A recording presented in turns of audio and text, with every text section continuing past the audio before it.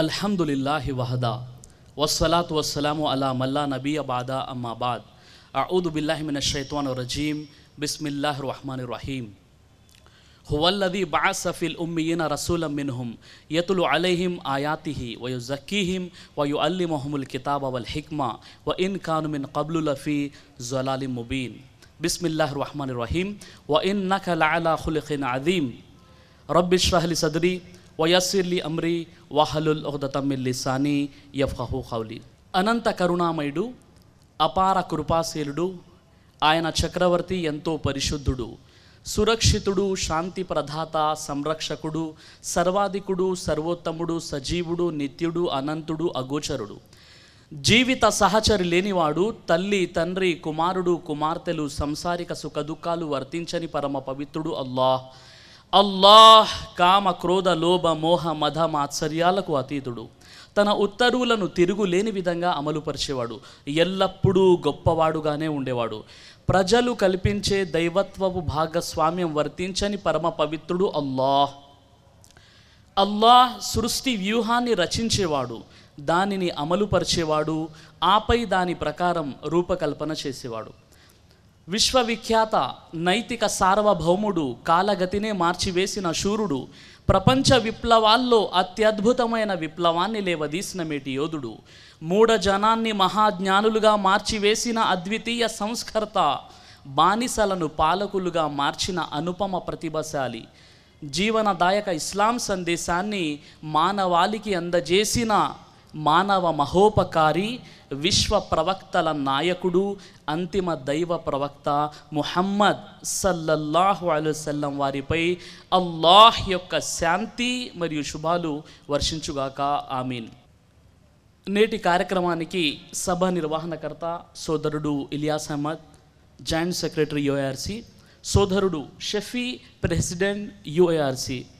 అదేవిధంగా నేటి కార్యక్రమానికి ముఖ్య అతిథులుగా విచ్చేసినటువంటి కరీంనగర్ షహరీ జమియతే అహ్లే హదీస్ అధ్యక్షులు సోదరుడు అబ్దుల్ సమీ గారు, అదేవిధంగా కరీంనగర్ షుబై జమియతే అహ్లే హదీస్ అధ్యక్షులు సోదరుడు అబ్దుల్ రెహమాన్ గారు, మరియు నేటి ఈ కార్యక్రమాన్ని ఏర్పాటు చేసినటువంటి షహరీ జమియతే అహ్లే హదీస్ కరీంనగర్, అలాగే నేటి ఈ పవిత్ర ఆధ్యాత్మిక సమావేశానికి విచ్చేసినటువంటి హిందూ, ముస్లిం మరియు క్రైస్తవ సోదర సోదరిమణులందరినీ కూడా నేను ఇస్లామియా పద్ధతిలో ఆహ్వానిస్తున్నాను. అస్సలాము అలైకుం వరహ్మతుల్లాహి వబరకాతు. దీని అర్థం సకల లోకాల సృష్టికర్త అయినటువంటి అల్లాహ్ యొక్క శాంతి మరియు శుభాలు మీ అందరి జీవితాలపై వర్షించుగాక. ఆమీన్. మహాశయులారా, నేటి నా యొక్క అంశము మహాప్రవక్త ముహమ్మద్ సల్లల్లాహు అలైహి వసల్లం. నేను ముందుగా మనందరి సృష్టికర్త అయినటువంటి దైవానికి వేన్నోళ్ళ కృతజ్ఞతాస్తుతులు చెల్లించుకుంటున్నాను.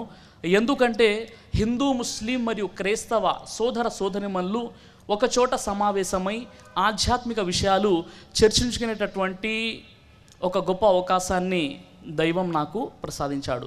నేటి నా యొక్క అంశము మహాప్రవక్త ముహమ్మద్ సల్లల్లాహు అలైహి వసల్లం. సృష్టికర్త అయినటువంటి అల్లాహ్ అమిత దయ కలిగినటువంటి వాడు. 70 తల్లుల కంటే ఎక్కువగా మానవ జాతిని ప్రేమించేవాడే అల్లాహ్. సృష్టికర్త అయినటువంటి అల్లాహ్ మానవాళిని పుట్టించి బ్రతుకు జీవుడా అంటూ ఇట్టే వదిలివేయలేదు. మానవాళికి సన్మార్గం చూపడానికి సృష్టికర్త అయినటువంటి దైవం తన ప్రవక్తలను, తన సందేశహరులను ప్రతి జాతిలో, ప్రతి దేశంలో, ప్రతి మానవ సమాజంలో తన ప్రవక్తలను పంపిస్తూ వచ్చాడు. సర్వసామాన్యంగా ప్రవక్తలు అనబడేవారు గుణవంతులు, సౌశీల్యవంతులు, మానవులలోనే శ్రేష్ఠులు అయి ఉంటారు. ఇస్లాం ధర్మం ప్రకారంగా ఈ భూమండలంపై రమారమి 1,24,000 మంది దైవ ప్రవక్తలు వచ్చారని ఇస్లాం ధర్మం తెలియజేస్తుంది. సహీ హదీస్ మిష్కాతుల్ మసాబీ హదీస్ నెంబర్ 5737. ఈ ప్రవక్తల పరంపరలోనే చిట్ట చివరి ప్రవక్త వారు ప్రవక్త ముహమ్మద్ సల్లల్లాహు అలైహి వసల్లం వారు. అంతిమ దైవ గ్రంథం ఖురాన్లోని సూరే అల్ అహజాబ్ సూర నంబర్ 33 ఆయత్ నంబర్ 40లో వఖాతమన్ నబీన్ ముహమ్మద్ ప్రవక్త సల్లల్లాహు అలైహి వసల్లం వారు ప్రవక్తల పరంపరను సమాప్తం చేసే చివరి వారు ఆయన తర్వాత ఇంకా ఏ ప్రవక్త కూడా రారు అని దైవం ఖురాన్లో తెలియజేస్తున్నాడు. అయితే ప్రవక్తలు అనబడేవారు మానవులలోనే శ్రేష్ఠులు, గుణవంతులు, సౌశీల్యవంతులు అయి ఉంటారు. మరి ఇలాంటి ప్రవక్తలకు విశ్వ ప్రవక్తల నాయకుడుగా, ఇమాముల్ అంబియాగా పిలువబడినటువంటి మహాప్రవక్త ఎలాంటి నైతికతను కలిగి ఉండాలంటే, దైవ సాక్షిగా అలాంటి నైతికత కలిగి ఉన్నటువంటి వ్యక్తి ఈ భూమండలంలో ఎవరు కూడా పుట్టలేదు. 1400 సంవత్సరాలుగా ప్రతి శతాబ్దంలోనూ వేల కోట్ల జీవితాలకు ప్రేరణగా, స్ఫూర్తిదాయకంగా వెలుగొందుతూ ప్రపంచ చరిత్రలోనే మానవ జాతిని అందరికంటే ఎక్కువగా ప్రభావితం చేసిన, ఆధునిక యుగంలోనూ మానవులపై తనదైన ముద్ర వేస్తున్న ఏకైక వ్యక్తిత్వం, భౌతిక జీవితంలోనే కాదు ఆధ్యాత్మిక మార్గములోనూ మనిషిని విజయపథంలో నడిపించగల మహిమాన్విత మహాచరితం మహాప్రవక్త ముహమ్మద్ సల్లల్లాహు అలైహి వసల్లం వారి యొక్క జీవితం. నేటికి 1400 సంవత్సరాల క్రితం ప్రపంచ చరిత్రని కాస్త మనం పరిశీలిస్తే, ఆఫ్రికా, యూరప్ మరియు ఆసియా ఖండాల మధ్య అరబ్ దేశం కనిపించును. మహాప్రవక్త ముహమ్మద్ సల్లల్లాహు అలైహి వసల్లం వారి జననానికి ముందు సౌదీ అరబ్ మక్కా పట్టణం ఆసియా, యూరప్, ఆఫ్రికా ఖండాలకు మధ్య భూభాగంలో ఉండేది. అంటే అరబ్ దేశంలో ఏ ఉద్యమాన్ని చేపట్టినా సులభంగా ఆసియా, యూరప్, ఆఫ్రికా ఖండాలకు వ్యాప్తి చెందేది. మహాప్రవక్త ముహమ్మద్ సల్లల్లాహు అలైహి వసల్లం వారి ఆగమనం కంటే ముందు సౌదీ అరబ్లోని మక్కా పట్టణ పరిస్థితులు ఎలా ఉన్నాయి అంటే, పవిత్ర కాబాలో 360 విగ్రహాలను పెట్టి స్త్రీ పురుషులు నగ్నంగా కాబా చుట్టూ ప్రదక్షిణలు చేసేవారు. వారు దైవదూతలను దేవుని కూతులుగా, జిన్నులను దేవుని ఆప్తులుగా, సన్నిహితులుగా భావించేవారు. అదేవిధంగా వారు ఏదైనా ఆకర్షణీయమైనటువంటి రాయి అగుపిస్తే దాన్ని ప్రతిష్ఠించి ప్రదక్షిణలు చేసేవారు. ఏ రాయి దొరకని పక్షంలో ఒక మట్టి ముద్దను చేసి దానిపై మేకపాలు చల్లి దాని చుట్టూ ప్రదక్షిణలు చేసేవారు. ఈ విధంగా ఈ విగ్రహారాధనే కాకుండా సూర్య చంద్ర నక్షత్రాదులను వారు పూజించేవారు. వాటికి మొక్కుబడులు, అర్చనలు, నైవేద్యాలు సమర్పించుకునేవారు. ఈ విధంగా ధార్మికంగా అరబు జాతి పతనానికి గురైనటువంటి కారణంగా నైతికంగా, సామాజికంగా కూడా భయంకరమైనటువంటి పరిస్థితులు మక్కాలో ఉండేవి. అక్కడ నిత్యం కలతలు, కలహాలతో అరబ్ నిత్య రణరంగంగా మారుతూ ఉండేది. ఒక తెగకు చెందినటువంటి ఒంటె మరో తెగవారి మేత భూమిలో మేసిన కారణంగా 40 సంవత్సరాల వరకు యుద్ధాలు చేసి ఇరుపక్షాలలో 70,000 మంది వరకు చనిపోయే యుద్ధాలు చేసేవారు అరబ్బు అజ్ఞానులు. ఈ విధంగా ఆడ శిశువు పుడితే అవమానంగా భావించి సజీవ సమాధి చేసేవారు. దోపిడీ, దొంగతనాలు, సారాయి, జూదము ఇవన్నీ కూడా వీర విహారము, విలయ తాండవం ఆడుచుండెను. అలాంటి సందర్భాలలో అలాంటి భయంకరమైనటువంటి పరిస్థితులు, ఎందుకంటే ఎప్పుడైతే ధార్మికంగా ఈ జాతి పతనానికి గురైపోయిందో, మరి ధార్మికంగా పతనానికి గురైనటువంటి కారణంగా సామాజికంగా, నైతికంగా, రాజకీయంగా భయంకరమైనటువంటి పరిస్థితులు అరబ్ దేశంలోని మక్కాలో కనబడేవి. ఆనాడు అలెగ్జాండర్, ప్రపంచ దేశాలను జయిస్తున్నటువంటి అలెగ్జాండర్ దృష్టి అరబ్బు దేశంపై పడింది. అక్కడ ఉన్నటువంటి అజ్ఞానాన్ని, మూర్ఖత్వాన్ని చూసి ఈ మూర్ఖులను జయించినా నాకు లాభం లేదని అలెగ్జాండర్ అరబ్బు దేశాన్ని, ఆ మక్కా నగరాన్ని జయించకుండా తన దండయాత్రను ముందు కొనసాగించాడని చరిత్ర మనకు సాక్ష్యం ఇస్తుందంటే ఎలాంటి భయంకరమైనటువంటి పరిస్థితులు అక్కడ ఉండేవో మనకు అర్థమవుతుంది. అలాంటి పరిస్థితుల్లో సృష్టికర్త అయినటువంటి దైవము మహాప్రవక్త ముహమ్మద్ సల్లల్లాహు అలైహి వసల్లం వారిని పుట్టించాడు. అంతిమ దైవగ్రంథం ఖురాన్ సూరే జుమా 62వ అధ్యాయం 2వ ఆయతని మనం పరిశీలిస్తే, హువల్లదీ బఅస ఫిల్ ఉమ్మీయీన రసూలం మిన్హుమ్ యత్లు అలైహిం ఆయాతిహి వయుజక్కీహిం వయుఅల్లిముహుముల్ కితాబ వల్ హిక్మా వఇన్ కాను మిన్ కబ్లు లఫీ జలాలిం ముబీన్. ఆయనే నిరక్షరాస్యులలో ఒక ప్రవక్తను స్వయంగా వారి నుండే లేపాడు. ఆ ప్రవక్త వారికి అల్లాహ్ వాక్యాలను వినిపిస్తున్నాడు, వారి జీవితాలను తీర్చిదిద్దుతున్నాడు, వారికి గ్రంథాన్ని వివేకాన్ని బోధిస్తున్నాడు. వాస్తవానికి దీనికి పూర్వం వారు మార్గభ్రష్టత్వంలో పడి అజ్ఞానంలో ఉన్నారు. ఈ విధంగా సృష్టికర్తనటువంటి దైవము అజ్ఞానాంధకారంలో కొట్టుమిట్టాడుతున్నటువంటి అరబు దేశంలో జ్ఞాన జ్యోతిని ప్రకాశింపజేశాడు. ప్రవక్త ముహమ్మద్ సల్లల్లాహు అలైహి వసల్లం వారిని పుట్టించాడు. మహాప్రవక్త వారి శుభజననం రబీవుల్ అవ్వల్ మాసం 12వ తేదీ, అంటే గ్రెగోరియన్ క్యాలెండర్ ప్రకారంగా క్రీస్తు శకం 570 నాటి అరబ్బు దేశంలోని ఎంతో గౌరవప్రదమైనటువంటి హురైష్ వంశములో అబ్దుల్ ముతల్లిబ్ కుటుంబంలోని అబ్దుల్లా సతీమణి ఆమీనాకు జ్యోతిర్మయుడైనటువంటి బాబు కలిగాడు. ఆయన పేరే ప్రవక్త ముహమ్మద్ సల్లల్లాహు అలైహి వసల్లం వారు. ఆయన పుట్టుక గురించి హైందవ మత గ్రంథాలు ఈ విధంగా తెలియచేస్తున్నాయి. కలికి పురాణం అంశము 2 శ్లోకం 15లో ద్వాదశ్యాం శుక్లపక్షస్య మాధవే మాసి మాధవం జాతో దదృశతుహ పుతరాం పితరౌ హృష్టమానసౌ. అతని జననము వల్ల దుఃఖ పీడిత మానవాళికి కళ్యాణము జరుగుతుంది. అతని జననము మధుమాసపు శుక్లపక్షమి మరియు వసంత ఋతువులోని చంద్రమాసపు 12వ తేదీ అవుతుంది. అరబ్బీలో రబీఉల్ అవ్వల్, సంస్కృతంలో మాధవ మాసం. భాషాపరమైన వ్యత్యాసం, ప్రవక్త పుట్టుక మాత్రం ఖచ్చితంగా హిందూ మత గ్రంథాలు కూడా తెలియజేస్తున్నాయి. ఈ విధంగా మహాప్రవక్త ముహమ్మద్ సల్లల్లాహు అలైహి వసల్లం వారి పుట్టుకకు కొన్ని నెలల ముందే తండ్రి అబ్దుల్లా పరమపదించారు. పుట్టిన 6 సంవత్సరాల తర్వాత మహాప్రవక్త వారి తల్లి ఆమీనా పరమపదించారు. ఈ విధంగా చిన్నప్పుడే పితృ ప్రేమను, తండ్రి వాత్సల్యానికి దూరమైనటువంటి బాల ముహమ్మద్ సల్లల్లాహు అలైహి వసల్లం వారిని మొదట తాత అబ్దుల్ ముతల్లిబ్, తర్వాత బాబాయి అబూ తాలిబ్ తన యొక్క సంరక్షణ బాధ్యతలు వహించారు. చిన్నప్పటి నుండే కుటుంబ భారాన్ని తన భుజ స్కంధాలపై వేసుకున్నటువంటి మహనీయుడు మహాప్రవక్త ముహమ్మద్ సల్లల్లాహు అలైహి వసల్లం వారు వాణిజ్య బృందాలతో ప్రయాణం చేశారు, దూర దేశాలను సందర్శించారు. నిరక్షరాస్యుడైనటువంటి ప్రవక్త ముహమ్మద్ సల్లల్లాహు అలైహి వసల్లం వారు వాణిజ్య రంగంలో గొప్ప నైపుణ్యాన్ని సాధించడమే కాకుండా తన నైతికతకు, తన గుణగణాలకు అరబ్బు దేశంలోని ఆయనకు ప్రజలు పెట్టినటువంటి పేరులే సాదీఖ్ సత్యసంధుడు, అమీన్ విశ్వసనీయుడు. ఈ విధంగా ఆయన నైతికతకు ముగ్ధులైనటువంటి అరబ్బులు ఆయన్ని విశ్వసనీయుడు, సాదీఖ్ అని పిలిచారు.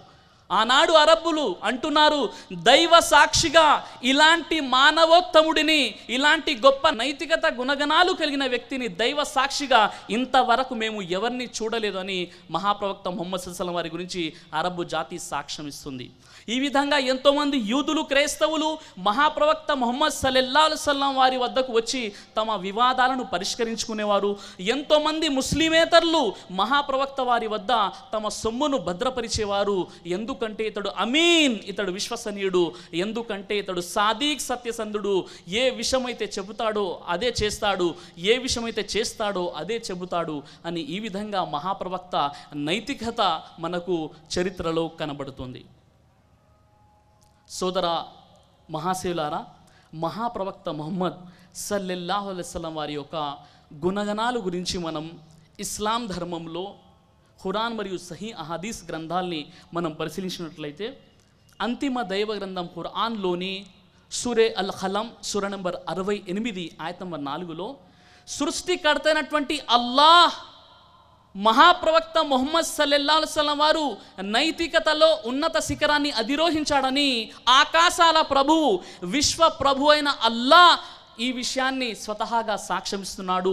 ఈ విషయంలో ఇతర సంస్కర్తలు, ప్రవక్తలు, మేధావులు, మహానుభావులు ఎవరు కూడా ఆయన నైతికతకు సాటిగా నిలబడలేరని దైవమే స్వతహాగా ఖురాన్లో సూర అల్ ఖలం సూర నంబర్ 68 ఆయత నంబర్ 4లో తెలియజేస్తున్నాడు.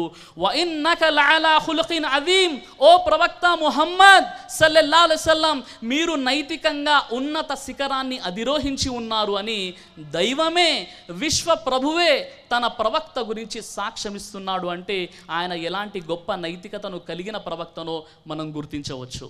ఈ విషయాన్ని హిందూ మత గ్రంథాల్లో అధర్వణ వేదం 20వ కాండం 127 సూక్తం 1వ మంత్రాన్ని మనం పరిశీలిస్తే, ఇదం జన ఉపశ్రుత నరాశంసస్తవిష్యతే షష్ఠిం సహస్ర నవతించ కౌరమ ఆరుషమేఘా దద్మహే. ఇదం జన ఉపశ్రుత, ఓ మానవులారా, ఇదం జన, ఆ వ్యక్తి మాట వినండి, అతడు అత్యధికంగా పొగడబడతాడు, అత్యధికంగా ప్రశంసింపబడతాడు ఆ ముహమ్మద్ అని హిందూ మత గ్రంథాలు తెలియజేస్తున్నాయి.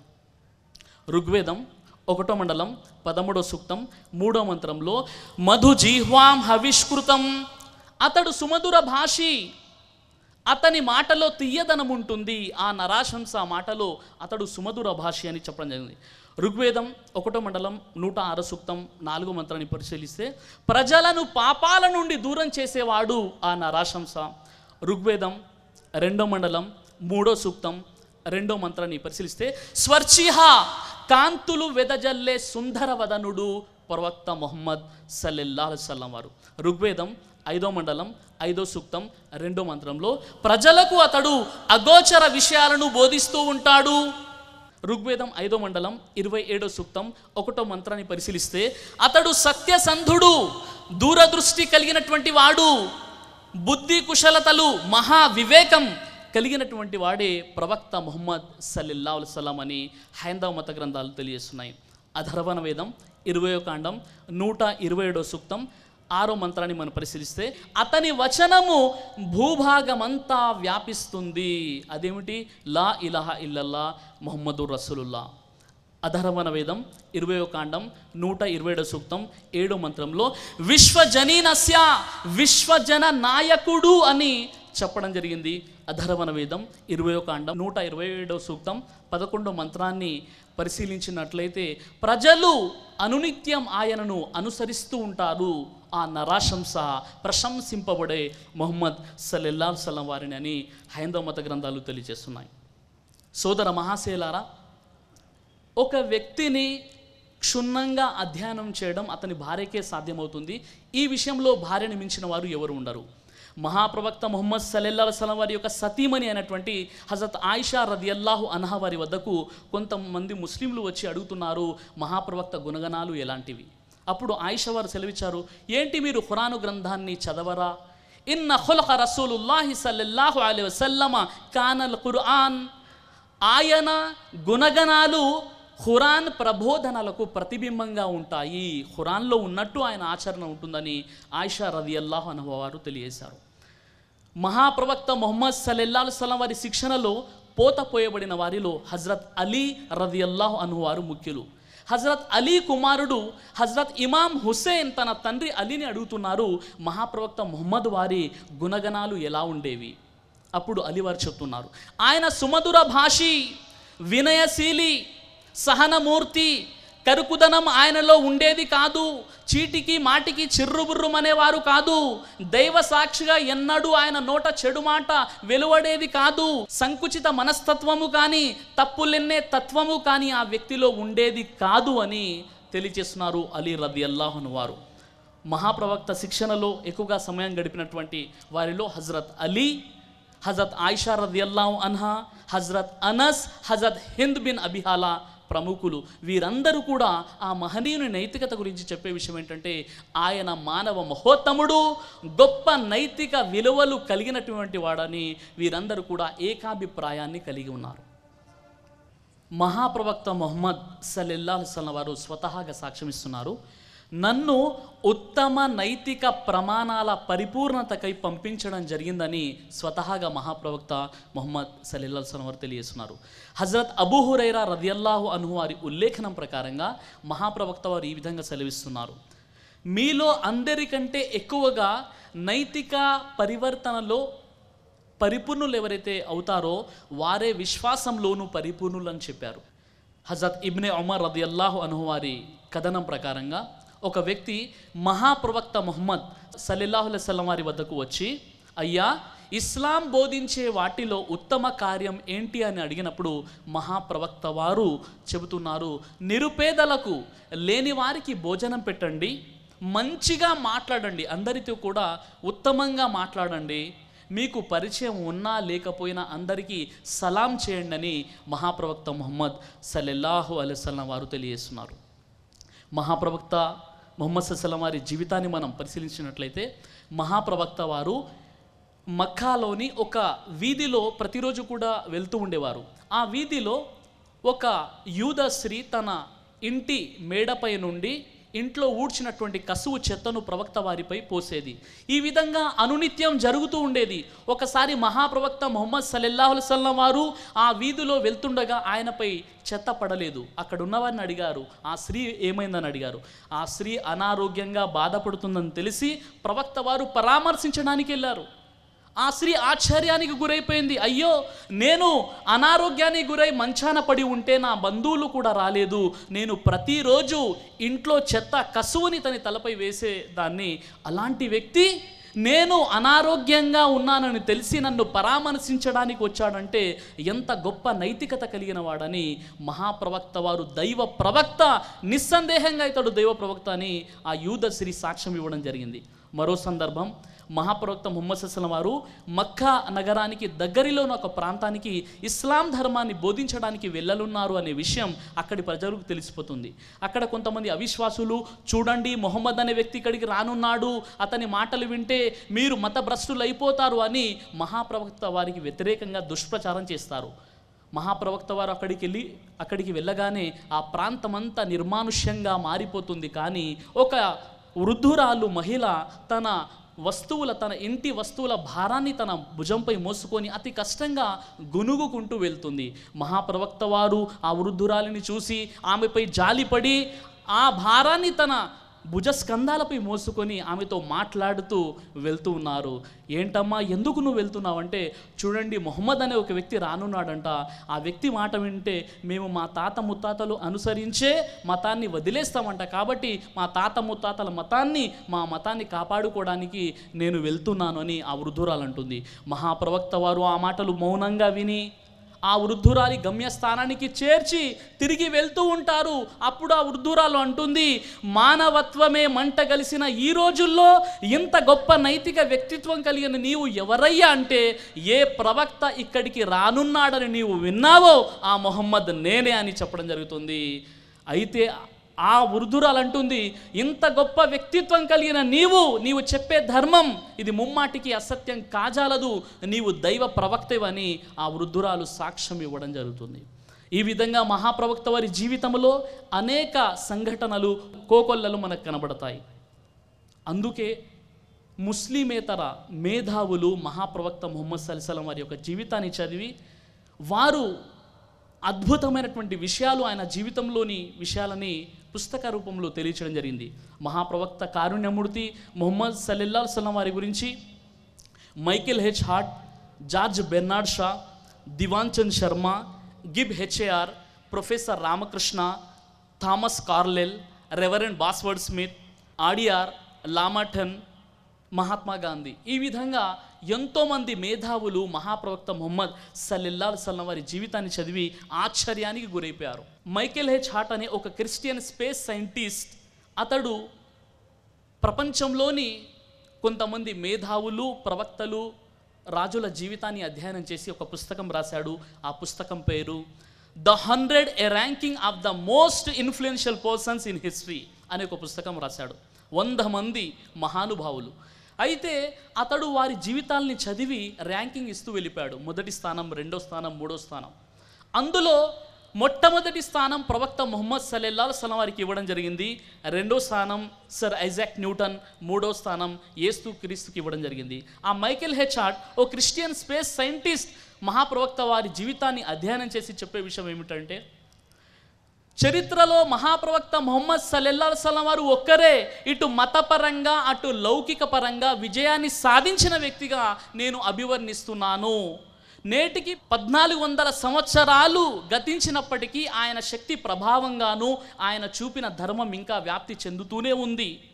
ముస్లిం జనాభాతో దాదాపు 2 క్రైస్తవులు ఉన్నప్పటికీ ప్రభావం చూపిన వ్యక్తులలో యేసుక్రీస్తుని కాకుండా ముహమ్మద్ వారిని మొదటి స్థానం ఇవ్వడం ఇది కొంతమందికి వింతగా, మరి కొంతమందికి ఆశ్చర్యంగా కనిపించవచ్చు. కానీ ఇస్లాం ధర్మ స్థాపనకు, ఇస్లాం ధర్మాన్ని వ్యాప్తి చేయడానికి ముహమ్మద్ ప్రవక్త వారు ప్రధాన పాత్ర పోషించారు. క్రైస్తవ మతానికి యేసుక్రీస్తు కారణమైనప్పటికీ క్రైస్తవ ధర్మాన్ని పరిచయం చేయడమే కాకుండా కొత్త నిబంధనలు అనేక భాగాలకు రచయిత అయినటువంటి సెయింట్ పాల్ మత విషయంలో ప్రవక్త ముహమ్మద్ సల్లల్లాహు అలైహి వసల్లం వారితో పోలిస్తే అటు యేసుక్రీస్తు ఇటు సెయింట్ పాల్ చూపిన ప్రభావం చాలా తక్కువ.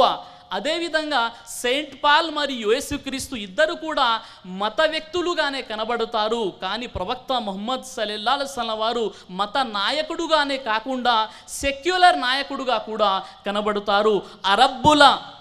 అరబ్ దేశంలోని అరబ్బుల విజయాల రహస్యం వెనక నడిపించిందే ప్రవక్త ముహమ్మద్ సల్లల్లాహు అలైహి వసల్లం వారు.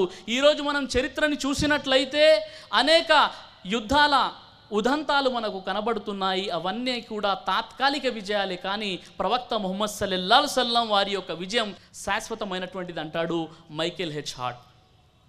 అదేవిధంగా జార్జ్ బెర్నార్డ్ షా ప్రముఖ బ్రిటిష్ రచయిత మహాప్రవక్త వారి జీవితాన్ని చదివి చెప్పిన విషయం ఏంటంటే, మహాప్రవక్త ముహమ్మద్ లాంటి వ్యక్తి నేటి ఆధునిక సమాజానికి నిరంకుశ నాయకత్వం వహిస్తే అతడు ప్రపంచ సమస్యల్ని పరిష్కరించి నేడు కరువైన శాంతిని స్థాపించి మానవాళికి సుఖ సంతోషాలను అందజేస్తాడని నా గట్టి నమ్మకమని జార్జ్ బెర్నార్డ్ షా విషయాన్ని తెలియజేస్తున్నాడు. Diwan Chand Sharma the prophets of the east తూర్పు వైపు ప్రవక్తలు అనే పుస్తకంలో ఆయన చెప్పినటువంటి విషయం ఏంటంటే, మొహమ్మద్ ఒక దయాస్వరూపుడు, ఆయన చుట్టూ ఉండేవారు ఈ విషయాన్ని గ్రహించారు, మరెన్నడూ మరవలేకపోయారంటాడు దివాన్ Chand Sharma. Gibb HAR Scotland చరిత్రకారుడు మహాప్రవక్త వారి గురించి చెప్పిన విషయం ఏమిటంటే, ముహమ్మద్ సల్లల్లాహు అలైహి వసల్లం వారు తీసుకొచ్చిన సంస్కరణలు సాధారణంగా స్త్రీ జాతి గౌరవాన్ని పెంచాయన్నది విశ్వవ్యాప్తంగా అంగీకరించబడినటువంటి యథార్థమని చెప్తాడు గిబ్ హెచ్ఏఆర్. అదేవిధంగా professor Ramakrishna Bengaluru professor of philosophy, ఈయన మహాప్రవక్త వారి జీవితాన్ని చదివి ఈ విధంగా ఒక విషయం చెప్పాడు. అదేమిటంటే, మహాప్రవక్త ముహమ్మద్ ఒక అనాథ కానీ పూర్తి మానవాళికి ఒక ఆదర్శనీయుడు. ప్రపంచం పెట్టిన పరీక్షలను నెగ్గుతూ ఒక మచ్చ లేకుండా బయటపడ్డాడు. పూర్తి మానవాళికి ఆదర్శవంతంగా నిలిచిన వ్యక్తి ఎవరైనా ఉన్నారంటే ఆయన ముహమ్మద్ సల్లల్లాహు అలైహి వసల్లం అని ప్రొఫెసర్ రామకృష్ణ ఈ విషయాన్ని తెలియజేశాడు. థామస్ కార్లెల్ ఇంగ్లీష్ ఆథర్, ఒక రచయిత, ఈయన చెప్పినటువంటి విషయం ఏమిటంటే, 23 ఏళ్ల కఠినమైన అసలు పరీక్షకు తగిన వ్యక్తిగా, అనుపమ యోధునిగా నేను ముహమ్మద్ జీవితాన్ని చదివాను, ప్రభావితునయ్యానని థామస్ కార్లెల్ ఈ విషయాన్ని తెలియజేశాడు. రెవరెండ్ బాస్వర్డ్ స్మిత్ ఈయన ప్రఖ్యాత విద్యావేత్త, ఈయన మహాప్రవక్త ముహమ్మద్ సల్లల్లాహు అలైహి వసల్లం వారి గురించి చెప్పినటువంటి విషయం ఏంటంటే, ముహమ్మద్ వారు ఒక పోప్ మరియు ఒక సీజర్. ముహమ్మద్ సల్లల్లాహు అలైహి వసల్లం ఒక పోప్ కానీ పోప్ లాంటి పటాటోపము లేదు, ఒక సీజర్ కానీ సీజర్ లాంటి వైభవం లేదు, స్థాయి లేదు, సైన్యం లేదు, రక్షక భట దళము లేదు, సైనికులు లేరు, స్థాయి లేదు, ఖజానా లేదు. అదేవిధంగా ఎవరైనా పూర్తి దైవిక అధికారంతో మానవాళిని పాలించారని చెప్పుకునే హక్కు ఎవరికైనా ఉంటే అది కేవలం ప్రవక్త ముహమ్మద్ సల్లల్లాహు అలైహి వసల్లం వారికి ఉంది అని ఈ విషయాన్ని రెవరెండ్ బాస్వర్డ్ స్మిత్ ఈ విషయాన్ని తెలియజేశాడు. అదేవిధంగా ఆడియార్ ప్రముఖ ప్రఖ్యాత తమిళ కవి మరియు రాజకీయ నాయకుడు ఆడియార్ అంటారు, పురుషోత్తమ యావత్ ప్రపంచానికి సన్మార్గం చూపించవచ్చిన వాడా, మీరు బాల్యంలోనే కుటుంబ భారాన్ని బాల్యంలోనే మీ భుజస్కంధాలపై వేసుకొని గొర్రెల్ని మేపుతూ జీవితం గడిపారు అనే విషయం చదువుతుంటే కన్నీళ్లు చిందుతున్నాయి. ఓ ముస్లిం సమాజమా, అలాంటి అపురూప వ్యక్తిని ప్రవక్తగా నాయకుడుగా ఎన్నుకొని ఎంత అదృష్టం చేశారయ్యా అని ఆడియార్ ఈ విషయాన్ని చెప్పి ఆయన జీవితాన్ని చదివి చివరిగా ముస్లింగా మారిపోయి అబ్దుల్లా అని పేరు పెట్టుకున్నాడు. అలాంటి ప్రభావితమైనటువంటి జీవితం ప్రవక్త ముహమ్మద్ సల్లల్లాహు అలైహి వసల్లం వారి యొక్క జీవితం. లామార్టెన్ ఈయన ఫ్రెంచ్ చరిత్రకారుడు, ఈయన చెప్పినటువంటి విషయము ఏమిటంటే, ప్రవక్త ముహమ్మద్ సల్లల్లాహు అలైహి వసల్లం వారి యొక్క జీవితాన్ని చదివి గొప్పదైన లక్ష్యం, స్వల్పమైన సాధనాలు, ఆశ్చర్యకరమైనటువంటి ఫలితాలను సృష్టించిన వ్యక్తి ఈ విశ్వంలో ఎవరైనా ఉన్నారు అంటే అది కేవలం ప్రవక్త ముహమ్మద్ సల్లల్లాహు అలైహి వసల్లం వారు. ప్రపంచంలో ప్రఖ్యాతులైన వారు ఆయుధాలను సృష్టించారు, చట్టాలు చేశారు, రాజ్యాలు స్థాపించారు. ఇవన్నీ కూడా భౌతిక శక్తికి సంబంధించినవే. ఏది ఏమైనప్పటికీ ఇవన్నీ కూడా వారి కళ్ళ ముందే కుప్పకూలిపోయాయి. కానీ ఆ ప్రవక్త సైనిక పునాదుల్ని కదిలించాడు, లక్షలాది మానవుల హృదయాలను చెలింపజేశాడు. మూఢ నమ్మకాలు, బలిపీఠాలు, దేవతలు, అదేవిధంగా ఆత్మలు వీటన్నిటిని స్థానభ్రంశం చేసి ఆయన తత్వవేత్త, వక్త, ప్రవక్త, యోధుడు, భావాల విజేత, హేతుబద్ధమైన విశ్వాసాల సంస్థాపకుడు ఆయనే ప్రవక్త ముహమ్మద్ సల్లల్లాహు అలైహి వసల్లం. మానవ జీవితంలోని ఎంతమంది మహానుభావులు గతించిపోయారో, మానవ ఔన్నత్యములోని సకల మానవులను ఎవరినైనా ముహమ్మద్ ప్రవక్త వారితో పోల్చే విధంగా ఎవరైనా ఉన్నారా అని ఆయన ప్రశ్నిస్తున్నాడు. మానవ ఔన్నత్యంలో మానవులలో ఎవరిని కూడా ముహమ్మద్ ప్రవక్త వారితో పోల్చలేమని లామార్టైన్ ఈ విషయాన్ని తెలియజేశాడు. అదేవిధంగా స్వాతంత్ర సమరయోధుడు మహాత్మా గాంధీ యంగ్ ఇండియాలో ఒక విషయం తెలియజేశారు. అదేమిటంటే, లక్షలాది మానవుల హృదయాలను నిష్కల్మషంగా వశపరుచుకున్న వ్యక్తిని గురించి నేను తెలుసుకోవాలనుకుంటున్నాను. ఆనాడు ఇస్లాం ధర్మం వ్యాపించిందంటే అది కత్తి ద్వారా కాదు, మహాప్రవక్త ముహమ్మద్ వారి నిరాడంబరత, త్యాగనిరతి, అతను తన అనుయాయుల పట్ల, సహచరుల పట్ల చూపినటువంటి ప్రేమ, దైవం పట్ల అచంచలమైనటువంటి భక్తి, దీని ద్వారానే ఇస్లాం వ్యాపించింది, కానీ ఇది కత్తి ద్వారా కాదు అని మహాత్మా గాంధీ తెలియజేశాడు. ఈ విధంగా ఎంతోమంది మేధావులు, సంఘ సంస్కర్తలు గొప్పగా పరిగణించబడేవారు మహాప్రవక్త ముహమ్మద్ సల్లల్లాహు అలైహి వసల్లం వారి యొక్క జీవితాన్ని చదివి అద్భుతమైన విషయాలను తెలియజేశారు. అయితే సోదర మహాశయులారా, వీరు మహాప్రవక్త జీవితాన్ని చదివి ఎందుకు ఇంత ప్రభావితులైపోయారంటే, వాస్తవంగా ఆయన జీవితంలో అలాంటి సంఘటనలు అనేకం కనబడతాయి. ఆయన ఎలాంటి క్షమాశీలి, ఎలాంటి సహనశీలి అనే విషయాన్ని మనం ఒక్కసారి పరిశీలన చేసినప్పుడు, మహాప్రవక్త వారి దైవ దౌత్య శకం 10వ సంవత్సరంలో మహాప్రవక్త వారిని, వారి కుటుంబీకులను సంఘ బహిష్కరణ చేశారు. షేబే అబీ తాలిబ్ అనే లోయలో వారిని అక్కడికి సంఘ బహిష్కరణ చేయడం జరిగింది. ఆ లోయలో ఈ ముస్లిములు, మహాప్రవక్త వారి కుటుంబీకులు మరి నానా బాధలు పడుతూ, తినడానికి ఎలాంటి తిండి లేదు, చివరికి వారు ఆకలితో అలమటిస్తుంటే ఆ లోయ బయట ఉన్న వారికి కూడా వారి ఆర్తనాదాలు వినబడేవి. చివరికి ఆకులు తినాల్సినటువంటి పరిస్థితి ఏర్పడింది. ఈ విధంగా మక్కావాసులు ప్రవక్త వారిని 3 సంవత్సరాల పాటు సంఘ బహిష్కరణ చేశారు. అయినప్పటికీ ప్రవక్త ముహమ్మద్ సల్లల్లాహు అలైహి వసల్లం వారు వారితో ఎలా వ్యవహరించారు అనే విషయాన్ని చూసినప్పుడు గొప్ప విషయం మనకు కనబడుతుంది. మక్కా పట్టణానికి, మక్కా నగరానికి ఆహార ధాన్యాలు యమామా అనే ప్రాంతం నుండి సరఫరా అయ్యేవి. యమామా నాయకుడు సమామా బిన్ అసాల్ అనేటటువంటి వ్యక్తి ఇస్లాం ధర్మాన్ని స్వీకరించి మక్కా ప్రాంతానికి వెళ్ళినప్పుడు మక్కా అవిశ్వాసులు ఆయన మతమార్పిడిపై దెప్పిపొడిచి ఆయన్ని అవమానించారు. అప్పుడు యమామా అంటున్నాడు, దైవ సాక్షిగా ముహమ్మద్ ప్రవక్త వారి అనుమతి లేనిదే ఒక్క గోధుమ గింజను కూడా మీకు పంపనని వాగ్దానం చేసి వెళ్ళిపోయాడు. ఖురైష్ ప్రజలు ఆందోళన పడ్డారు. ప్రవక్త మీరు అతనికి నచ్చ చెప్పండి అంటే, సహృదయంతో ప్రవక్త వారు ఆవేదనను అర్థం చేసుకొని యమామా నాయకుడైనటువంటి సమామా బిన్ అసాల్ని కోరుతున్నారు, ఓ సమామా, నీవు ఆంక్షలను ఉపసంహరించుకో అని చెప్పారు.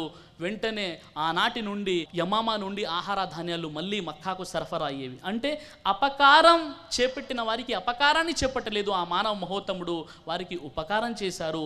ఇలాంటి అనేక సంఘటనలు మనకు చరిత్రలో కనబడుతున్నాయి. మహాప్రవక్త ముహమ్మద్ సల్లల్లాహు అలైహి వసల్లం వారిపై 17 సార్లు హత్యా ప్రయత్నం జరిగింది. జంగే ఉహద్ అనేటటువంటి ఒక యుద్ధంలో ఉతబా బిన్ అబీ వక్కాస్ అనేటటువంటి ఒక అవిశ్వాసి మహాప్రవక్త వారిని చంపాలని, హత్య చేయాలని మాటు వేసి కూర్చున్నాడు.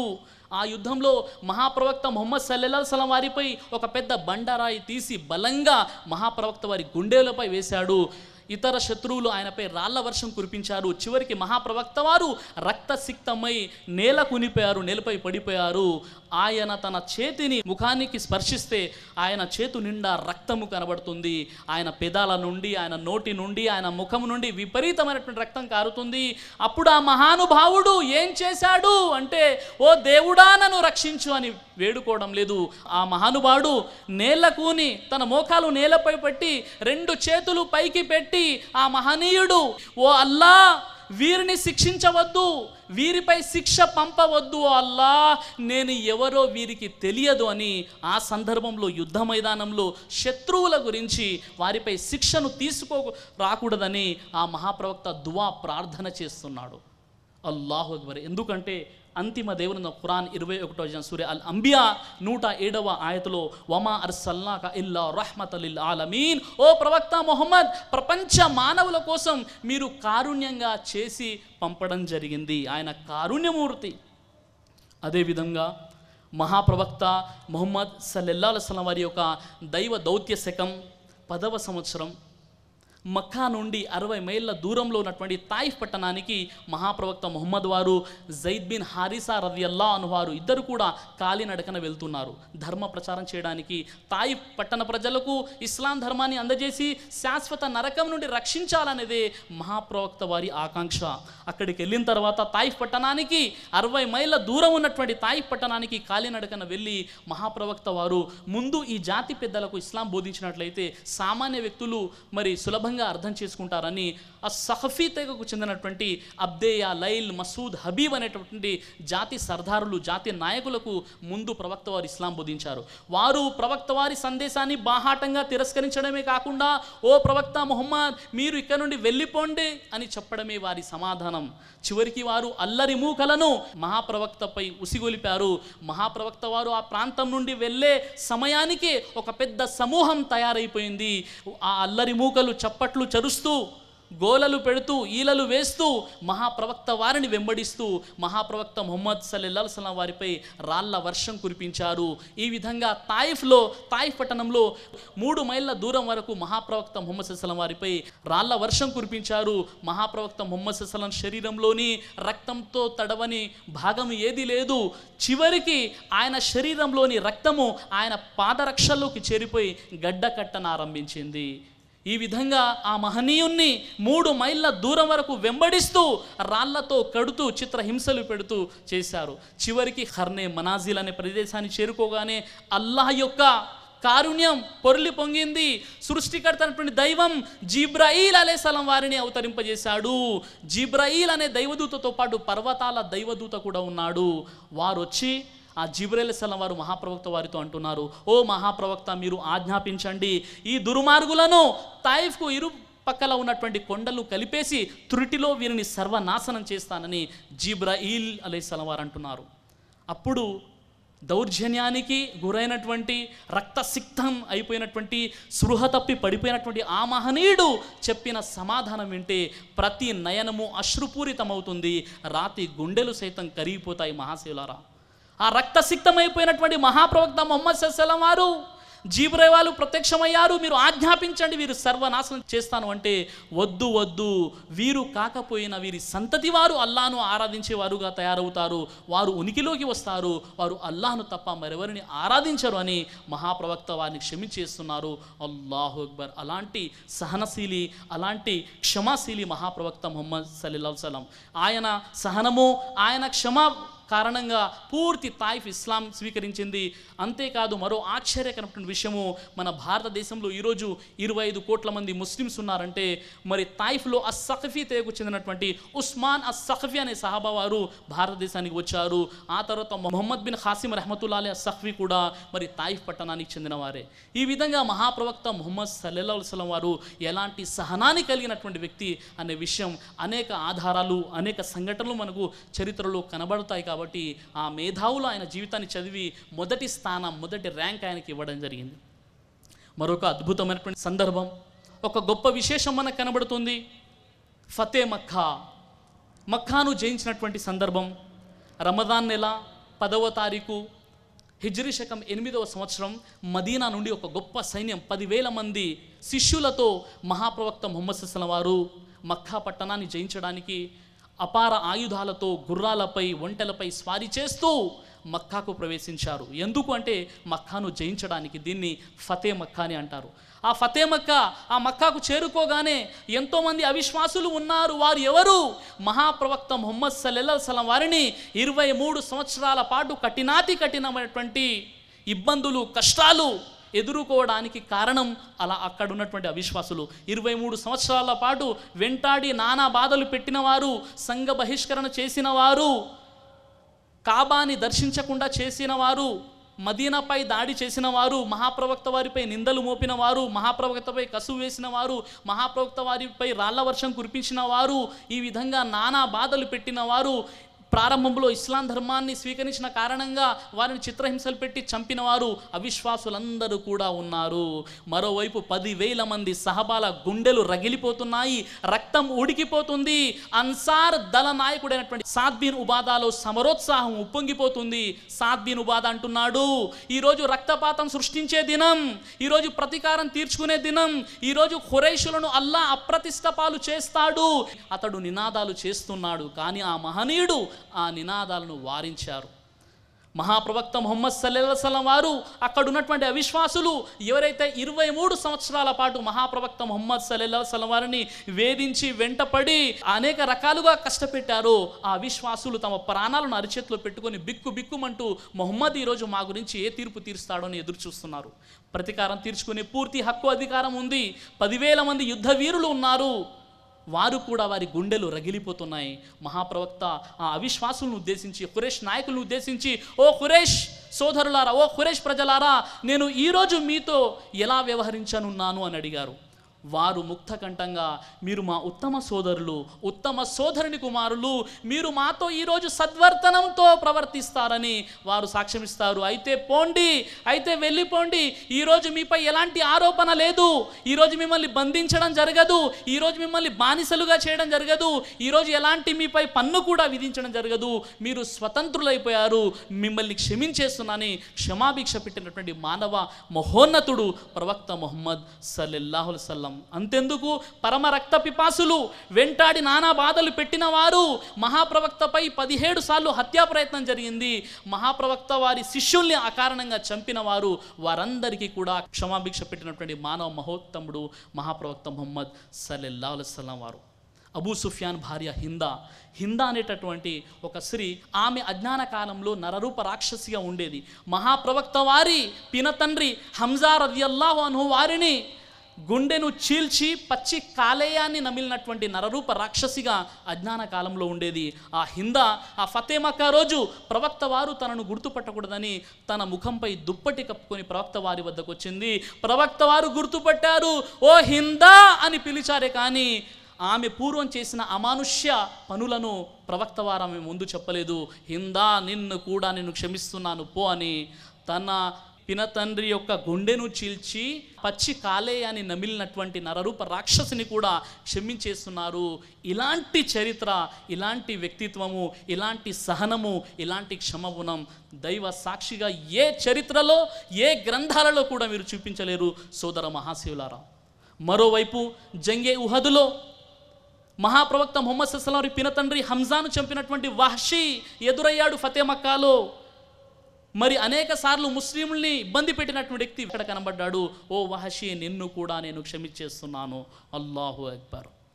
మరోవైపు అబూ సుఫియాన్, ఇస్లాం విశ్వాసులకు అవిశ్వాసులకు జరిగినటువంటి ప్రతి యుద్ధంలో పాల్గొన్నాడు అబూ సుఫియాన్ అక్కడ మహాప్రవక్త ముహమ్మద్ సల్లల్లాహు అలైహి వసల్లం వారి సమక్షంలో అబూ సుఫియాన్ని చూసి ప్రవక్త వారి శిష్యుడు ఉమర్ వారు అంటున్నారు, గతంలో అతడు చేసినటువంటి అమానుష్యాల కారణంగా అబూ సుఫియాన్ని మనం హతమార్చుదామంటే ఉమర్ వారిని వారించారు.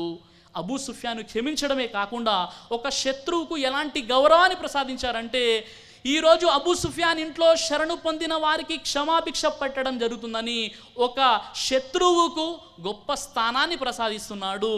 మరి తమ శత్రువుల పట్ల ఇలాంటి ఔదార్యంతో ప్రవర్తించిన వ్యక్తి ఈ విశ్వంలో, ఈ భూమండలంపై ఎవరైనా ఉన్నారు అంటే అది కేవలం ప్రవక్త ముహమ్మద్ సల్లల్లాహు అలైహి వసల్లం వారికి మాత్రమే వర్తిస్తుంది సోదర మహాశివులారా. అదేవిధంగా మహాప్రవక్త ముహమ్మదు రసూలుల్లాహ్ సల్లల్లాహు అలైహి వసల్లం వారి సమక్షంలో హబ్బార్ బిన్ అస్వద్ అనేటటువంటి ఒక వ్యక్తి తారసపడ్డాడు. ఈ హబ్బార్ బిన్ అస్వద్ యొక్క పేరు ఫతే మక్కా సందర్భంగా చంపదగినటువంటి శత్రువుల జాబితాలలో హబ్బార్ బిన్ అస్వద్ పేరు నమోదించబడి ఉంది. ఈ హబ్బార్ బిన్ అస్వద్ ఎవరు అంటే, ప్రారంభ కాలంలో మహాప్రవక్త ముహమ్మద్ సల్లల్లాహు అలైహి వసల్లం వారి యొక్క కూతురు జైనబ్ రదియల్లాహు అన్హా, ఆమె పాపం ఇస్లాం ధర్మాన్ని స్వీకరించి తన విశ్వాసాన్ని రక్షించుకోవడానికి మక్కా నుండి మదీనా వెళ్తున్నప్పుడు ఒంటెపై నుండి ఉద్దేశపూర్వకంగా పడగొట్టాడు. తత్కారణంగా గర్భస్రావం కూడా జరిగిపోయింది. అలాంటి కిరాతకుడు ఇంకా అనేక ఘోరమైనటువంటి సంఘటనలకు పాల్పడినటువంటి హబ్బార్ బిన్ అస్వద్ ఫతే మక్కా సందర్భంగా ప్రవక్త ముహమ్మద్ వారికి తారసపడ్డాడు. ఓ హబ్బార్ బిన్ అస్వద్, నిన్ను కూడా నేను క్షమించేస్తున్నానని ఆయనకు కూడా క్షమాభిక్ష పెట్టారు. అక్రమా బిన్ అబూ జహల్ ప్రతి అనునిత్యం ప్రవక్త వారిని వేధిస్తూ ఉండేవాడు. అక్రమ, నిన్ను కూడా నేను క్షమించి వేశాను. సఫాన్ బిన్ ఉమయ్య అనేటటువంటి వ్యక్తి మహాప్రవక్త వారిని చంపడానికి అనునిత్యం ప్రయత్నం చేస్తూ ఉండేవాడు. ఆ వ్యక్తి కూడా ఫతే మక్కా సందర్భంగా మహాప్రవక్త వారికి కళ్ళ ఎదుటే కనబడ్డాడు. ఆ వ్యక్తిని కూడా మహాప్రవక్త ముహమ్మద్ సల్లల్లాహు అలైహి వసల్లం వారు క్షమిస్తున్నారు. ఈ విధంగా చరిత్రలో మహాప్రవక్త ముహమ్మద్ సల్లల్లాహు అలైహి వసల్లం వారు ప్రాణ శత్రువులకు ప్రాణభిక్ష పెట్టారు. తన వ్యక్తిగతంగా ఏ వ్యక్తిపై ప్రతీకారం తీర్చుకోలేదు. చివరికి మహాప్రవక్త ముహమ్మద్ సల్లల్లాహు అలైహి వసల్లం పినతండ్రిని చంపిన వారిని కూడా మహాప్రవక్త ముహమ్మద్ సల్లల్లాహు అలైహి వసల్లం క్షమించి వేస్తున్నారు. ప్రతీకారం తీర్చుకునే పూర్తి హక్కు, అధికారాలు కలిగి ఉన్నప్పటికీ కూడా మహాప్రవక్త ముహమ్మద్ సల్లల్లాహు అలైహి వసల్లం వారు క్షమాభిక్ష పెట్టారు. మరి సోదర మహాశయులారా, హిందూ అయినా, ముస్లిం అయినా, క్రైస్తవుడైనా ఒక వ్యక్తి ఇహలోకంలో శాంతి, పరలోకంలో సుఖాన్ని, ముక్తిని పొందాలి అంటే ఒక ఆదర్శ జీవితం మనకు కావాలి. ఒక ఆదర్శ జీవితం ఉన్నప్పుడే మనం ఆదర్శవంతంగా జీవితం గడుపుతాము. అందుకే సకల లోకాల సృష్టికర్తన దైవం, ఆ మానవ మహోత్తముడు, మరి ఈరోజు ముస్లింలుగా మేము ప్రవక్త వారిని, అంతిమ దైవ ప్రవక్త విశ్వసించి ఆయన అడుగుజాడల్లో గడుపుతున్నామంటే మేము మా ప్రవక్త మాత్రమే కాదు, ప్రపంచ మానవాళి కోసం వచ్చినటువంటి చిట్ట చివరి దైవ ప్రవక్త. ఖురాన్లోని సూరే అల్ ఆరాఫ్ నంబర్ 7 ఆయత్ నంబర్ 157లో యజ్దూనహు మక్తూబన్ ఇందహు ఫి తౌరాతి వల్ ఇంజీల్. ఈ ప్రవక్త నిరక్షరాసుడైనటువంటి ముహమ్మద్, ఈయన ప్రస్తావన గత గ్రంథాలలో కూడా ఉంటుంది. ఇతర గ్రంథాల తౌరాత్, ఇంజీల్ గ్రంథాలలో మహాప్రవక్త వారి గురించి చెప్పడం జరిగిందని సృష్టికర్తన దైవం తెలియజేస్తున్నాడు. ఖురాన్లో సూరా నిసా నంబర్ 4:170లో యా అయ్యుహన్నాస్, ఓ మానవులారా, కదుజాకుము రసూల్, ఈ ప్రవక్త ముహమ్మద్ సల్లల్లాహు అలైహి వసల్లం బిల్ హక్కి, సత్యాన్ని తీసుకొని వచ్చాడు. మీరు రబ్బికు, మీ ప్రభు తరపు నుండి, ఫఆమిను, ఆయన్ని మీరు విశ్వసించండి, ఖైరల్లకు, మీకు మేలు కలుగుతుంది. వ ఇన్ తక్ఫురు, మీరు కనుక తిరస్కరిస్తే, వ ఇన్నా లిల్లాహి మా ఫిస్ సమావాతి వల్ అర్ద్, భూమి ఆకాశాల్లో ఉన్న సమస్తము అల్లాదే, వ కానల్లాహు అలీమన్ హకీమా, అల్లాహకు ఏ మాత్రము కూడా నష్టము జరగదు. ఆయన మహోన్నతుడు, మహావివేకి. ప్రవక్త ముహమ్మద్ సల్లల్లాహు అలైహి వసల్లం వారు ప్రపంచ మానవాళికి పంపబడినటువంటి ప్రవక్త అని ఖురాన్ సాక్ష్యం ఇస్తుంది. అందుకే ఆయన్ని కల్కి అవతారని, నరాశంస అని, మొహమ్మద్ అహ్మద్ పేర్లతో, మైత్రేయ అని, అస్తావేత్ అరేతా అని, ఆదరణకర్త అని అనేక విషయాలుగా మహాప్రవక్త వారిని విశ్వసించండి అని హైందవ మత గ్రంథాలతో పాటు ఇతర మత గ్రంథాలు కూడా తెలియజేస్తున్నాయి.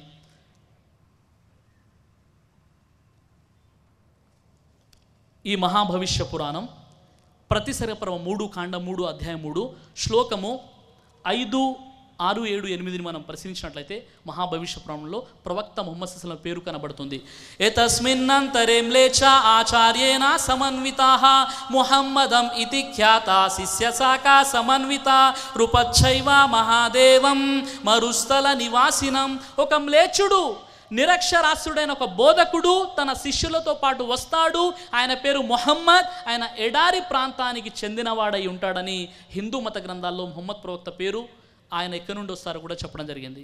హైందవ మత గ్రంథాల్లో మరో అద్భుతమైన విషయం, ఈ మహాభవిష్య పురాణం ప్రతి సర్గపర్వం 3 కాండం 3 అధ్యాయం 3 శ్లోకం 25 నుండి 28 పరిశీలిస్తే ఆశ్చర్యకరమైన విషయాలు మనకు తెలుస్తాయి. అవేమిటంటే, లింగచ్ఛేది సికాహీనః శ్మశ్రుధారి సధూచకః ఉచ్ఛలాపి సర్వభక్షి భవిష్యతి జనో మమ వినా కౌలంచేషవస్తేషాం భక్షామతా మమ ముసలైనైవ సంస్కారః కుశైరివ భవిష్యతి తస్మాన్ ముసలవంతో హి జాతయో ధర్మదూషకా ఇతి పైసాచ ధర్మచ్చ భవిష్యతి మయా కృతాః. లింగచ్ఛేది, సున్నతి వడువులు చేసుకుని ఉంటారు. సికాహినః, తలపై ముడి ఉండదు. శ్మశ్రుధారి సధూషకః, గడ్డం పెంచుకొని ఉంటారు. ఉచ్ఛలాపి, బిగ్గరగా మాట్లాడుతారు. సర్వభక్షి, కేవలమైన శాకాహారి కాదు, మాంసాహారి కూడా. ముసలై నైవ సంస్కార, అతని సంస్కారం ముస్లిమై ఉంటుందని నా చేతులు ఉన్న ఈ మహాభవిష్యత్ పురాణంలో చాలా స్పష్టమైనటువంటి విషయాలు మీకు కనబడుతున్నాయి. అదేవిధంగా హైందవంలోని వైష్ణవ శాఖలోని ప్రణామిధామి ప్రాణనాథ్ ఈ వర్గాన్ని స్థాపించాడు. ప్రణామి వర్గం అనే ఒక వర్గం ఉంది. మారిఫా సాగర్ పేజ్ నెంబర్ 39లో ప్రాణనాథ్ అంటున్నాడు, కై బడే కహే పైగంబర్ పర్ ఏక్ మొహమ్మద్ పర్ ఖతం. చాలామంది ప్రవక్తలు వచ్చారు ధార్మిక గ్రంథాల్లో, కానీ ముహమ్మద్ సల్లల్లాహు అలైహి వసల్లం వారితో సమాప్తం చేయడం జరిగింది అని ముహమ్మద్ సల్లల్లాహు అలైహి వసల్లం వారి యొక్క పేరు మీరు చూడవచ్చు. అదేవిధంగా పండిత్ వేద్ ప్రకాష్ ఉపాధ్యాయ వారు ఒక పుస్తకం రాశారు. ఆ పుస్తకం వేద్ కే ఋషి నరాశన్స్ ఖురాన్ కే అంతిమ్ ఈష్ దూత్ ముహమ్మద్ సల్లల్లాహు అలైహి వసల్లం అనే పుస్తకంలో ఆయన చెప్పిన విషయం ఏంటంటే, బౌద్ధ మత గ్రంథాలలో గౌతమ బుద్ధుడు తన తర్వాత మైత్రేయ, తన తర్వాత ఒక ప్రవక్త వస్తాడు అని చెప్పాడు. అతడు మైత్రేయుడు. ఆ మైత్రేయుడు ఎవరు అంటే అది కేవలం ప్రవక్త ముహమ్మద్ సల్లల్లాహు అలైహి వసల్లం వారు తప్ప మరెవరు కాదని చెప్పారు. అదేవిధంగా gospel of Buddha by Carus page number 217లో గౌతమ బుద్ధుల వారు తన ప్రియ శిష్యుడైనటువంటి నందాకు చివరి కాలంలో చెప్తున్నారు, ఓ నందా, నేను మొదటి మరియు చివరి బుద్ధుణ్ణి కాదు, నా తరువాత కూడా ఒక బుద్ధుడు వస్తాడు. అతడు మైత్రేయుడు. అతడు నిర్మల మనస్సు కలిగిన వాడై, జ్ఞానముతో యుక్తితో సంపన్నుడై ప్రపంచ నాయకుడుగా ఉంటాడు. నేను ఏ విధంగానైతే సత్యాన్ని బోధిస్తున్నానో అతడు కూడా పూర్తి ప్రపంచానికి సత్యాన్ని బోధిస్తాడు. ఓ నందా, అతడు పరిశుద్ధమైన, పవిత్రమైన, సంపూర్ణమైన జీవిత విధానాన్ని మానవాళికి నేర్పిస్తాడు. పరిశుద్ధమైన, పవిత్రమైన, సంపూర్ణమైన జీవిత విధానాన్ని బోధిస్తాడు. అంటే అంతిమ దేవుని ఖురాన్లోని సూరే అల్ మాయిదా నంబర్ 5 ఆయత నంబర్ 3లో అల్యోమ అక్మల్తు లకుం దీనకుం, ఈ ధర్మం సంపూర్ణమైనటువంటి జీవిత విధానం, ఇది సంపూర్ణం చేయడం జరిగింది. ఈ సృష్టిలో ఉన్నటువంటి ఏ మతాన్ని మీరు తీసుకోండి, మనిషి పుట్టినప్పటి నుండి చనిపోయే వరకు ఏమి చేయాలి, ఏమి చేయకూడదో సమస్త విషయాలు బోధించబడినటువంటి ఏకైక ధర్మం కేవలం ఇస్లాం మాత్రమే.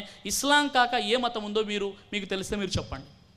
ఈ విధంగా మహాప్రవక్త ముహమ్మద్ సల్లల్లాహు అలైహి వసల్లం వారి గురించి మైత్రేయ అని చెప్పడం జరిగింది. మైత్రేయ అనేటటువంటి పదాన్ని చూసినప్పుడు కారుణ్యమూర్తి, ఖురాన్లో సూరే అంబియా నంబర్ 21 ఆయత 107లో ఆయన్ని కారుణ్యమూర్తి, రహ్మతలిల్ ఆలమీన్ అని చెప్పడం జరిగింది. అదేవిధంగా బౌద్ధ మత గ్రంథాల్లో దమ్మపద అనేటటువంటి గ్రంథాన్ని వారు విశ్వసిస్తారు. ఆ మైత్రేయుడు ఎలాంటి లక్షణాలు కలిగి ఉంటాడంటే, ఆ మైత్రేయుడు ఒంటరిగా ఉన్నప్పుడు దైవదూతలను దేవుడు మిత్రుల రూపంలో అవతరింపజేస్తాడు. అంటే ఆ మైత్రేయుడు ఒంటరిగా ఉన్నప్పుడు దైవదూతలను తన మిత్రుల రూపంలో దేవుడు పంపిస్తాడు. మొదటి విషయం, ప్రవక్త వారి జీవితంలో ఇది నెరవేరింది. ఆ మైత్రేయునికి ఎవరు కూడా మానవుడు గురువు కాదు. ఈ విషయం కూడా ముహమ్మద్ ప్రవక్త సల్లల్లాహు అలైహి వసల్లం వారికి. మూడో విషయం, ఆ మైత్రేయుడు, అతని అనుయాయులు తమ ధర్మంలో స్థిరంగా ఉంటారు, వారిని ఏ శక్తి కదిలించజాలదు. ఇది కూడా ప్రవక్త వారి జీవితంలో మనం చూడవచ్చు. అదేవిధంగా ఆ మైత్రేయుడు సంపూర్ణ ఆయుష్ వరకు జీవిస్తాడు. ఆ మైత్రేయుడు దాంపత్య జీవితం గడిపిన వాడే ఉంటాడు. ఆ మైత్రేయుడు తన పనులు తానే స్వతహాగా చేసుకుంటాడు. ఆ మైత్రేయుడు దుష్ట శక్తుల నుండి తన అనుచరుల్ని ఆపుతూ ఉంటాడు, అంటే శైతాన్ నుండి ఆపుతూ ఉంటాడు. ఈ విధంగా ఆ మైత్రేయుడు ఎవరు అంటే పండిత్ వేద్ ప్రకాష్ ఉపాధ్యాయ్, వేద్ కే ఋషి నరాశన్స్, ఖురాన్ కే అంతిమ్ ఈష్ దూత్ ముహమ్మద్ సల్లల్లాహు అలైహి వసల్లం చాలా స్పష్టంగా ఈ విషయాల్ని తెలియజేశారు. ఇవన్నీ కూడా బౌద్ధ మత గ్రంథాల్లో దమ్మపదలో ఇవి మనకు కనపడతాయి. అదేవిధంగా జైన మతంలో జైన మత విద్వాంసులు వర్ధమాన మహావీరుని తర్వాత కల్కి అవతార్ పుడతారని ఈ జైన మత విద్వాంసులు ఏకాభిప్రాయాన్ని కలిగి ఉన్నారు. జైన మత గ్రంథాన్ని మనం చూసినట్లయితే వర్ధమాన మహావీరుడు క్రీస్తు పూర్వం 571లో చనిపోయారు. మహనీయ ముహమ్మద్ సల్లల్లాహు అలైహి వసల్లం క్రీస్తు శకం 570లో పుట్టారు. అంటే వర్ధమాన మహావీరుని 1000 సంవత్సరాల తర్వాత కల్కి అవతారు వస్తారని చాలా స్పష్టంగా జైన మత విద్వాంసులు కలిగి ఉన్నారు. ఒక ప్రఖ్యాత జైన మత విద్వాంసుడు తన గ్రంథమైనటువంటి హరివంశ పురాణంలో చెప్పిన విషయం ఏంటంటే, వర్ధమాన మహావీరుని తర్వాత శకరాజు కాలం గడవగానే కల్కి అవతార్ పుడతాడని చెప్పడం జరిగింది. మరొక జైనమత విద్వాంసుడు గున్భద్ర స్వామీజీ తన ఉత్తర పురాణంలో చెప్పిన విషయం ఏంటంటే, ఈ జైనమత వ్యవస్థాపకుని తర్వాత ఇతడు గతించిపోయిన తర్వాత 1000 సంవత్సరాల తర్వాత మహావీర్ జైన్ 1000 సంవత్సరాల తర్వాత కల్కి అవతార్ వచ్చారు అని తన గ్రంథంలో చెప్పడం జరిగింది. నేవి చందర్ అనేటటువంటి 3వ జైనమత విద్వాంసుడు త్రిలోక్ సాగర్ అనేటటువంటి పుస్తకంలో మరి నేవి చందర్ అనేటటువంటి ఈ యొక్క జైనమత పండితుడు ఈ విషయాన్ని తెలియజేశాడు. చాలా స్పష్టంగా ఆయన చెప్పిన విషయం ఏంటంటే, మరి కల్కి అవతార్ జైనమత వ్యవస్థాపకుడు చనిపోయిన తర్వాత వర్ధమాన్ మహావీర్ తర్వాత కల్కి అవతార్ వస్తారని చెప్పడం జరిగింది. ఈయన సీడీలో హైందవ మత గ్రంథాల్లో ముహమ్మద్ సల్లల్లాహు సీడీలో కల్కి అవతార్ ప్రవక్త ముహమ్మద్ సల్లల్లాహు అని అనేక ఆధారాలు ఉన్నాయి. అదేవిధంగా పండిత్ వేద్ ప్రకాష్ ఉపాధ్యాయ ప్రకారంగా కల్కి అవతార్ కేవలం ప్రవక్త ముహమ్మద్ సల్లల్లాహు వారు తప్ప ఎవరు కాదని అనేక విషయాలు మనకు తెలియజరిగింది. అదేవిధంగా చివరిగా మన పార్సీ మతంలో మహాప్రవక్త ముహమ్మద్ సల్లల్లాహు వారి గురించి మనం చూసినప్పుడు మరి పార్సీ మతంలోని చాలా స్పష్టంగా దసాతీర్ జందవెస్తా గ్రంథాలలో చెప్పబడినటువంటి విషయం, మహాప్రవక్త ముహమ్మద్ సల్లల్లాహు అలైహి వసల్లం వారి గురించి చెప్పబడినటువంటి విషయం ఏంటంటే, అరబ్బు దేశంలో ఒక మహనీయుడు పుడతాడు, అతని అనుయాయులు పర్షియా సామ్రాజ్యాన్ని అంతమొందిస్తారు, అక్కడ ఉన్నటువంటి విగ్రహారాధనను, అగ్ని పూజను వారు అంతం చేస్తారు, అదేవిధంగా పూర్తి ప్రపంచానికి వారి శాంతి దూతలైపోయి ఉంటారు. అతని పేరు అస్తావేత్ అరేత. అస్తావేత్ అరేత అనేటటువంటి పదాన్ని మనము అనువాదం చేసినట్లయితే ఇంగ్లీష్లో ద ట్రూ వరల్డ్ సేవియర్, నిజమైన ప్రపంచ రక్షకుడని ఒక అర్థము, ప్రశంసింపబడేవాడని ఒక అర్థము. మహాప్రవక్త ముహమ్మద్ సల్లల్లాహు అలైహి వసల్లం పూర్తి ప్రపంచానికి మరి రక్షకుడుగా, ఆయన మానవాల్ని నరకం నుండి రక్షించేవాడుగా వచ్చారు. మరి ముహమ్మద్ అనే పదం యొక్క తర్జుమా చేసినట్లయితే ప్రశంసనీయుడు అనే అర్థం వస్తుంది. ఈ విధంగా మరి పార్సీ మత గ్రంథాలు కూడా ప్రవక్త ముహమ్మద్ సల్లల్లాహు అలైహి వసల్లం వారి యొక్క ప్రస్తావన మనకు కనబడుతుంది. చివరిగా యూద మతంలో యూదులు తాల్ముద్ అనేటటువంటి ఒక ధర్మశాస్త్రాన్ని విశ్వసిస్తారు. దానితో పాటు బైబిల్లో ఓల్డ్ టెస్టిమెంట్ని కూడా యూదులు విశ్వసిస్తారు. ఓల్డ్ టెస్టిమెంట్లోని బైబిల్లోని ద్వితీయోపదేశకాండం 18వ వచనంలో మోషే వంటి ప్రవక్త వస్తారని చెప్పడం జరిగింది. షఫీ గారు ప్రసంగించినటువంటి బైబిల్లో ముహమ్మద్ సల్లల్లాహు అలైహి వసల్లంలో అనేక ఆధారాలు మోషే వంటి ప్రవక్త ముహమ్మద్ సల్లల్లాహు అలైహి వసల్లం వారు తప్ప ఎవరు కాదు అని చెప్పడం జరిగింది. యెషయా గ్రంథం 29వ వచనంలో ఒక సందర్భం మనకు కనబడుతుంది. దయచేసి దీనిని చదవమని, అక్షరములు తెలియని వారికి దీనిని అప్పగించును, అతడు నాకు అక్షరములు రావు అని చెప్పును. మహాప్రవక్త వారు గారే హీరాలో మొట్టమొదటి వహీ ఏదైతే అవతరించిందో ఎక్రా పట్టించు అన్నప్పుడు మానా బికారిహిం, నాకు చదువు రాదని చెప్పారు. ఈ సందర్భం కేవలం ప్రవక్త ముహమ్మద్ సల్లల్లాహు అలైహి వసల్లం వారికే వర్తిస్తుంది. క్రైస్తవ సోదరులు విశ్వసించేటటువంటి బైబిల్ న్యూ టెస్టిమెంట్లో యోహాను స్వార్త 14:16, యోహాను స్వార్త 14:25-26 వచనాలు, యోహాను స్వార్త 15:26-27 యోహాను స్వార్త 16:7-14 వచనాలను చూసినట్లయితే, ముఖ్యంగా యోహాను స్వార్త 16:7-14 యేసుక్రీస్తు అంటున్నారు, నేను వెళ్ళిన ఎడల మీకు ప్రయోజనకరము, నేను వెళ్ళని ఎడల ఆదరణకర్త మీ వద్దకు రాడు, ఆయన వచ్చి మీకు సమస్తాన్ని బోధించును. ఆ సమస్తాన్ని బోధించిన వ్యక్తి ఎవరంటే ప్రవక్త ముహమ్మద్ సల్లల్లాహు అలైహి వసల్లం వారని సోదరుడు షఫీ గారు తన బైబిల్లో ముహమ్మద్ సల్లల్లాహు అలైహి వసల్లం సీడీలో ఈ విషయాన్ని చాలా స్పష్టంగా తెలియజేశారు. ఈ విధంగా సోదర మహాశయులారా, మరి ఆ ప్రవక్త ముహమ్మద్ సల్లల్లాహు అలైహి వసల్లం వారు నేటి నాయక అంశమైనటువంటి మహాప్రవక్త ముహమ్మద్ సల్లల్లాహు అలైహి వసల్లం, ఆయన పుట్టు పూర్వోత్తరాలు, ఆయన నైతికత, ఆయన క్షమాగుణం, ఆయన సహనశీలత, దానితో పాటు ఆ ప్రవక్త ప్రస్తావన ప్రపంచ గ్రంథాలలో అనే విషయాలపై సంక్షిప్తంగా మనం చర్చించుకున్నాం. మహాప్రవక్త ముహమ్మద్ సల్లల్లాహు అలైహి వసల్లం చెప్పారు, ఎవరైతే నేను చిట్ట చివరి ప్రవక్తను అని తెలిసిన తర్వాత కూడా ఎవరైతే నన్ను విశ్వసించారో వారు స్వర్గంలో ప్రవేశించారని మహాప్రవక్త ముహమ్మద్ సల్లల్లాహు అలైహి వసల్లం వారు తెలియజేశారు. అయితే సోదర మహాశివులారా, మరి ఆదర్శమూర్తి, ప్రపంచ మానవాళికి కారుణ్యంగా పంపబడినటువంటి వ్యక్తి, ఆయన ప్రస్తావన అన్ని గ్రంథాలలో ఉంది. ఒక వ్యక్తి ఇహలోకంలో సుఖం, పరలోకంలో ముక్తిని పొందాలి అంటే మహాప్రవక్త ముహమ్మద్ సల్లల్లాహు అలైహి వసల్లం వారిని విశ్వసించాలి. ఆయన చూపిన మాటలో మనము మన జీవితాన్ని గడిపినట్లయితే ఇహలోకంలో సుఖం, పరలోకంలో ముక్తిని మనం పొందగలుగుతాం. కాబట్టి ఇక్కడ కూర్చున్నటువంటి మా హైందవ సోదరులు, ఇక్కడ ఉన్నటువంటి ముస్లిమేతర సోదరులు, వారితో నేను ఒక మనవి చేసుకుంటున్నాను. ఈ గ్రంథం తెలుగులో తర్జుమా చేయడం జరిగింది, రహీకుల్ మఖ్తూమ్. ఇది తెలుగులో మహాప్రవక్త జీవిత చరిత్ర. మహాప్రవక్త వారి జీవిత చరిత్రను ఒక్కసారి దయచేసి మీరు చదవాల్సిందిగా నేను మా హిందూ సోదరులు, ముస్లిమేతర సోదరుల్ని కోరుకుంటున్నాను. మహాప్రవక్త జీవిత చరిత్ర ఒకసారి మీరు చదవండి. చివరిగా నేను అంతిమ దైవగ్రంథం ఖురాన్లోని సూర అల్ అహజాబ్ సూర నంబర్ 33 ఆయత్ నంబర్ 21ని పఠించి నా ప్రసంగాన్ని ముగిస్తాను. అదేమిటంటే, లఖద్ కాన లకుమ్ ఫీ రసూలిల్లాహి ఉస్వతున్ హసనా, మానవులారా ముహమ్మద్ సల్లల్లాహు అలైహి వసల్లం వారి జీవితంలో మీకు ఒక గొప్ప ఆదర్శం ఉంది. వాఖిరు దావానా అనిల్ హమ్దులిల్లాహి రబ్బిల్ ఆలమీన్. అస్సలాము అలైకుం వరహ్మతుల్లాహి వబరకాతు. జజాకల్లాహు ఖైర్.